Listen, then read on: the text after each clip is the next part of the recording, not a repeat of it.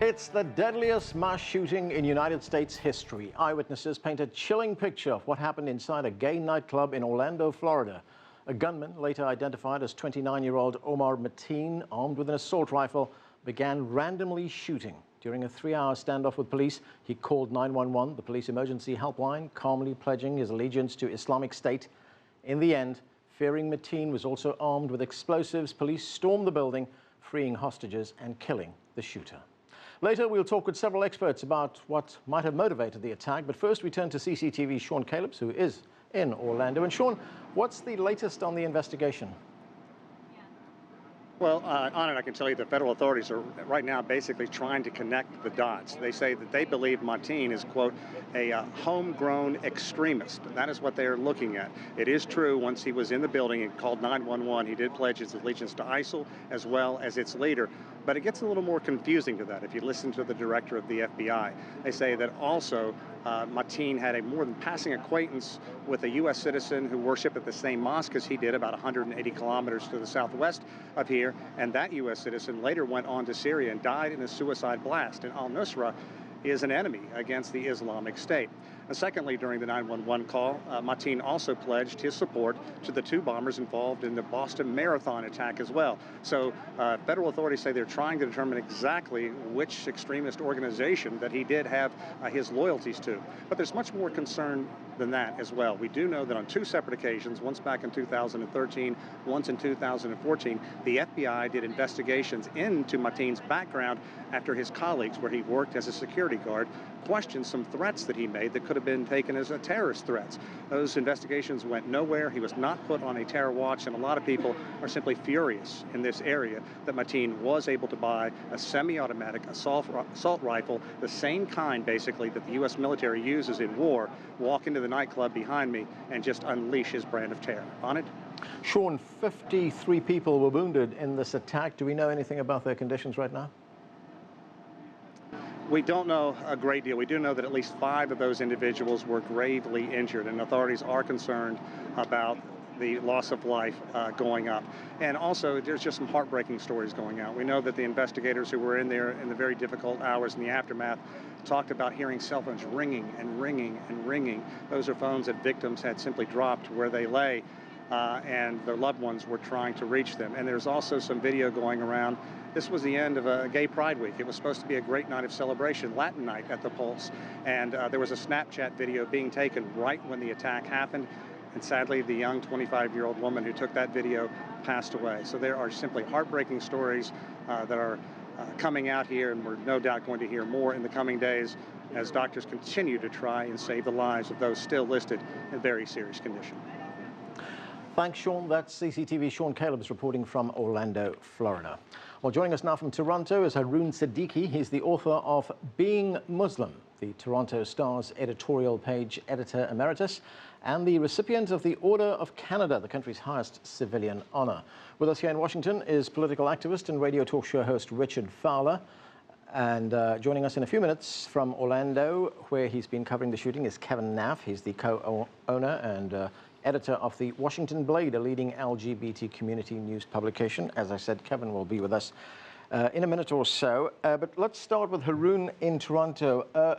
Haroon, the killer was identified by police as Omar Mateen, as I had mentioned, and as we also reported, he pledged allegiance to Islamic State in a telephone call to police. Now, what are the implications of that expression of allegiance to Islamic State for the United States? How does it change things? It doesn't quite change things. Anand, as your reporter was reporting correctly, that there is a whole series of confusing messages that have come out. He also, in those frantic last-minute phone calls that he made to 911, he allegedly proclaimed allegiance to or paid homage to the Boston Marathon bombers, to Hezbollah, to Al-Qaeda, to ISIS. So here's a confused murderer talking, that's one. Number two, as the FBI has been saying for 24 hours, and President Obama has just confirmed a few minutes earlier, that the FBI is not sure whether in fact there was a link to ISIS, whether he was simply making a statement. There is no established fact that ISIS was directing him, let alone train him. So this is at best a speculation, nothing beyond that statement, the confusing statements that he made. Right, and Richard, that's an important difference that Haroon mentions there. He was not directed by ISIS from wherever it operates from, unlike the Paris bombers, for instance, who operated under the direct instructions of ISIS. He just said, I pledge allegiance to that. That's pretty important. Right, and I think that's what makes this story so horrifying, right? Because like Haroon is right, he did not pledge allegiance to ISIS, even though ISIS on their radio show this today said, you know, they praised him for doing this and how great of an act this was, which is disgusting. But this is, to me, mired down and rooted in hate, right? And I think the president said it best in the White House Spray today, where he talked about homegrown extremism. And for homegrown extremism to happen, it has to be fertile ground. And what we've seen over the past couple years, what we've seen in the past 6 months in this country is fertile ground for this type of hatred to grow. Right? His father, in an interview yesterday, indicated that his son was upset by seeing two men kissing, right? And that is based on this idea that there's been so much hate for the LGBTQ community, whether it be because of the North Carolina law that says transgendered folks can't use the bathroom that they identify as, whether it be all those states that have tried their hardest to push back against LGBTQ protections and making them a protected class, so they do qualify for discrimination benefits, so they do qualify if there's a hate crime against them. So this is what I would call perpetuated on a fertile ground of hate, and this is the result of it. Well, we do have Kevin right now, and Kevin, you know, Richard, go ahead, Haroon. No, Richard is quite right. You see, if you note some of these very extraordinary statements being made by Mr. Trump and all the right-wing Republicans and so on who are striking political poses, very few of them, or none of them, have expressed any sympathy or any kind of alignment with the LGBT community. You know, they are skirting around that issue because some of these kinds of people have also been fanning hatred against the gay community for a long time. And just as Richard mentioned, there have been campaigns going on the washroom issue and other issues. Yeah, that's right. They have condemned the shooting and the tragedy, but there's no link. And I think that's part of the problem, Hanan. They just walk around it, you see. Yeah, what they've tried to do is decouple the fact that Pulse was an LGBTQ nightclub, right? And they said it's a terrorist act, but we're going to ignore the part about the fact that Pulse was an LGBTQ nightclub, which is problematic because the ideal of a gay nightclub is a place that is safe and welcoming. It's a lot of times the first place you can live openly gay or openly lesbian or openly bisexual, or openly transgendered.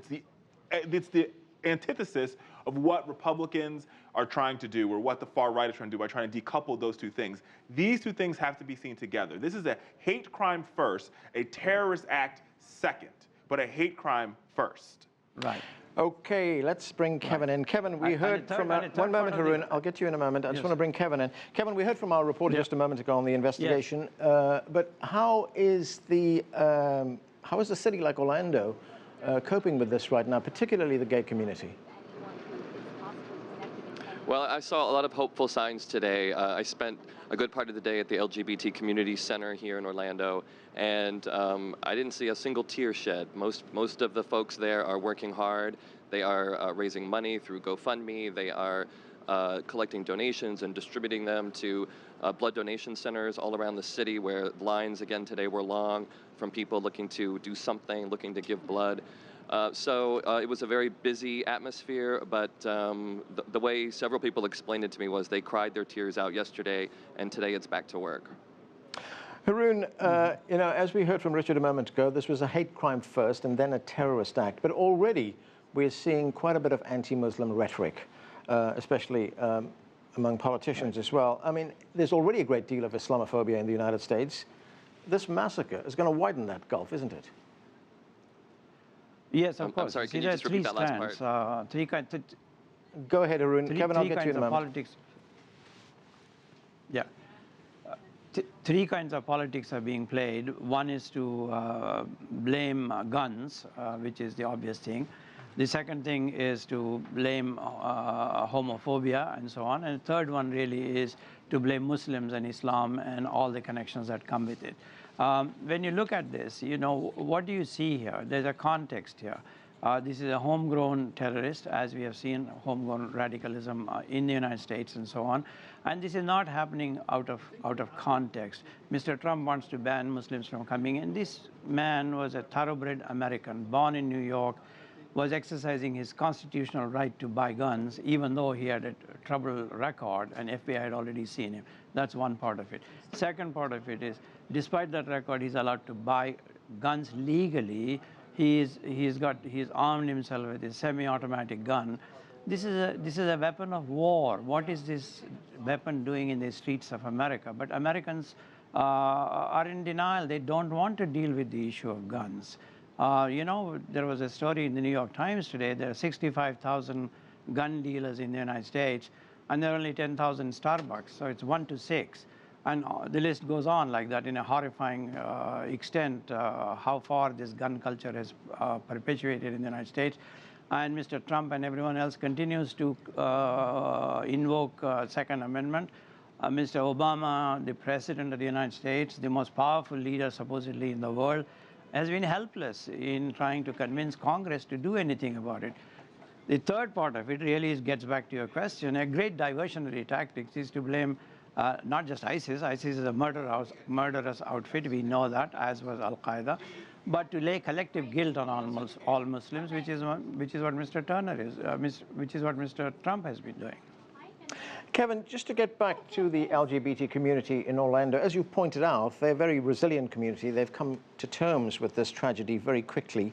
But have they been targeted before? Because by most accounts, Orlando is a pretty tolerant city, isn't it? Yes, unfortunately, our community has a long history dealing with loss and grief. Of course, we came through the AIDS epidemic, but we've also suffered violent acts in bars and nightclubs all over the country and all over the world. There were 32 gay men who died in an attack on a gay bar in New Orleans in 1972. So 40 years later, we still have a long ways to go. And I want to go back to what the other gentleman was saying about politics. I think it's also really important to remember that none of this happens in a vacuum. Right. We live in a culture that is drenched in violence and violent imagery and violent messages. And when you have a leading candidate for president openly extolling violence and calling for violence and offering to pay the legal bills of people at his rallies who beat people up, himself expressing that he wants to punch someone in the face. I mean, these things contribute to a society that we live in now that is just completely saturated in violence. And the bully pulpit is a real thing. It has power, and people listen. And I just hope that one of the positive outcomes of this would be that we could elevate our discourse in this country at least at the presidential level. And as far as these politicians who are coming out with their statements of support, that's nice and cute, but many of those same politicians have done everything that they could while they were in the Senate, for example, Marco Rubio, to undermine and sabotage advances in LGBT rights. There is a bill that would ban discrimination in employment in this country that has languished in Congress since 1974, and all of the Republicans continue to oppose it. You know, talk is nice, and those sentiments are fine and appropriate, I suppose, but it's really what you do that counts, not what you say. I think that's exactly right, Hanan, and I think Kevin is exactly right on that point. I think you have to couple these together. If you hear what Hanan is saying and what Kevin is saying, you couple them together. What you've seen over the past couple of weeks has been an outpouring of support from the Muslim community. Muslims have come out, both in CAR, other groups have said, we do not condone these actions. We are with the people of the LGBTQ community. We stand with them. What has been missing to me, and what I have not seen, is where are all those folks? Where's the Family Research Council? Where are all the far-right Christian conservatives who believe that, thou shalt not murder? They've been absent from this dialogue, which speaks to me to say that these are two groups that they both hate. They hate the gays and they hate the Muslims, and so they're like, well, we're just not going to deal with it at all. And you've heard nothing from them. None of the outspoken folks. The only folks you've heard from is the 700 Club, Pat Robinson, who said, this is exactly what I told you was going to happen. The gays are going to take us all back to hell. And so it really speaks to the fact that we have created fertile ground in this country for hatred. People have used the Bible to do it. People have used the political bully pulpit to do it. People have used the halls of Congress to do it, to re-entrench these ideals that it's okay to discriminate against a group of people. And what makes this story so telling and makes it so awful is how it happened, right? It happened on Latino night, right? And if you take us back to a couple decades ago, and you talk about the Stonewall riots, which was led by African American and Latino LGBTQ activists, you say to yourself, after all the changes we've made, the fact that we now have a black man in the White House, the fact that now marriage equality is the law of the land, yet still a trans woman can get killed right here in Washington, D.C., and nobody cares about it. And the only reason why I think we're telling this story today is because they found a way to connect it to another group of people that they don't like, which is a Muslim individual, who I would argue this guy's not Muslim because this is not what the Muslim faith preaches at all.